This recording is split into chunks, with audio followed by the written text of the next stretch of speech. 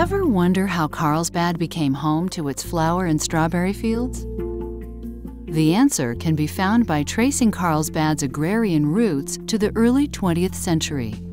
That's when the South Coast Land Company built a pipeline from the San Luis Rey River Valley to deliver water to the fertile yet thirsty lands.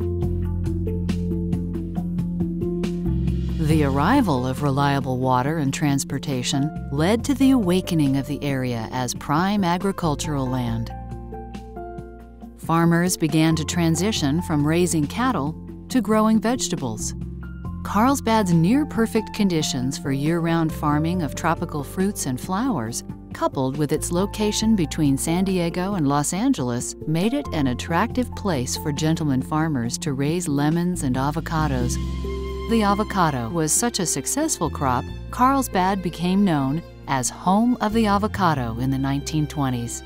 Other off-season crops that thrived in the mild climate, rhubarb, celery, carrots, beans, and winter strawberries, were easily transported to market by train to the East Coast, Los Angeles, or San Diego. Soon, Carlsbad caught the eye of horticulturists, including Harry Bailey, E.P. Zimmerman, and Luther Gage, who arrived in Carlsbad from the Los Angeles area in 1921.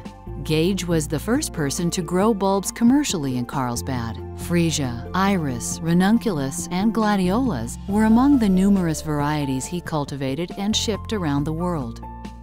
Frank Frazee could be considered the father of the flower fields. He worked with Gage and soon started his own ranunculus business with his son Edwin, who expanded the family business by developing a hybridized species of bulb distinguished by its numerous petals. This would position him as the nation's foremost commercial ranunculus grower.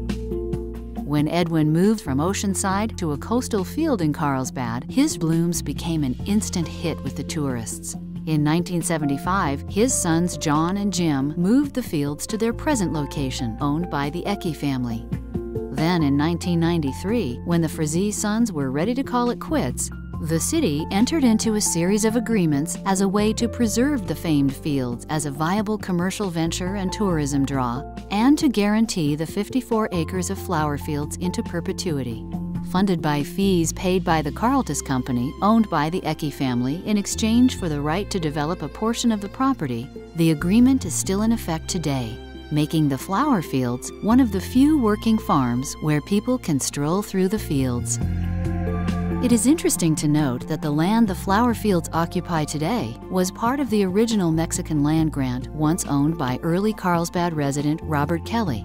When the family divided the lands in 1911, the 1,700-acre parcel was sold for $125 per acre for a total of $213,000. Today, the land is under the stewardship of the Ecke family. The strawberry fields on the north side of Cannon Road are owned by San Diego Gas and Electric Company. The Carlsbad Strawberry Company leases the land, which it has farmed for over 40 years.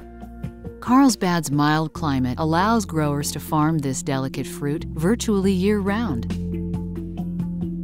And many have made it an annual tradition to pick fresh strawberries from the fields each spring.